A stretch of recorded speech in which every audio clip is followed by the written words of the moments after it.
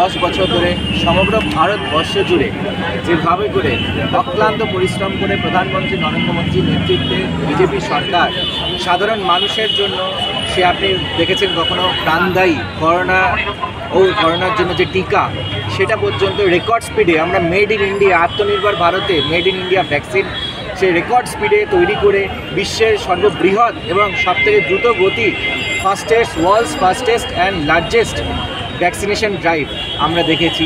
আমরা এই ভারতবর্ষ দেখেছি যে ভারতবর্ষের সকল যারা প্রান্তিক মানুষ তাদেরকে বিনামূল্যে চিকিৎসা দেওয়ার জন্য একদিকে সরকারি মেডিকেল কলেজগুলোর সংখ্যা দ্বিগুণ করে দেওয়া হয়েছে, 300-র বেশি নতুন নতুন মেডিকেল কলেজ হয়েছে। একদিকে যেমন অযোধ্যায় নতুন রাম মন্দির হয়েছে, রামলালার প্রাণ প্রতিষ্ঠা হয়েছে, তার সাথে সাথে সমগ্র ভারতবর্ষ জুড়ে 300-টির বেশি মেডিকেল কলেজ হয়েছে।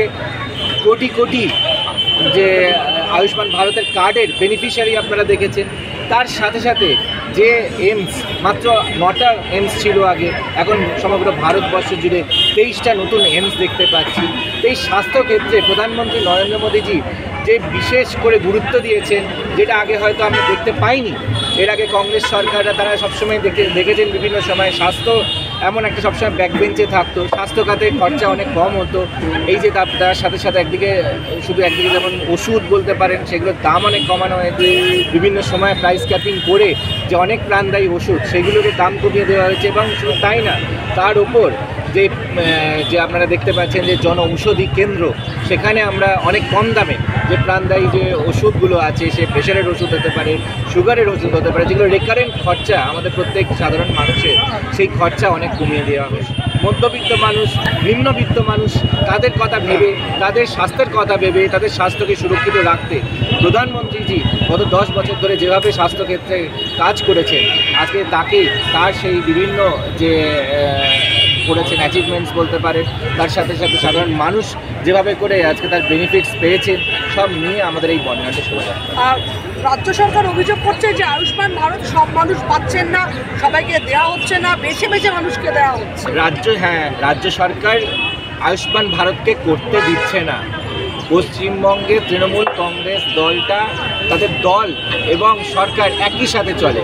আপনারা দেখতে পেলেন কীভাবে যে সরকারি যে প্রকল্প স্বাস্থ্যসাথী, তার কোনো প্রাইভেসি নেই। সেটা তৃণমূলের পার্টি অফিস থেকে রিলিজ হচ্ছে একজনের ব্যক্তিগত ইনফরমেশান, রেখা পাত্রের ব্যক্তিগত ইনফরমেশান।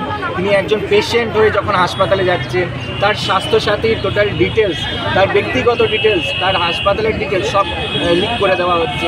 তো এই অবস্থা হচ্ছে। আর উল্টে যে এত বিশ্বের সর্ববৃহৎ world's largest health insurance, public health insurance scheme যেটা আয়ুষ্মান ভারত, যেটা সমগ্র বিশ্বে আজকে এই বর্ধিত হচ্ছে যে আয়ুষ্মান ভারত, বিভিন্ন জায়গায় সে হার্ভার্ডে ডিসকাশন হচ্ছে, লন্ডনে ডিসকাশন হচ্ছে।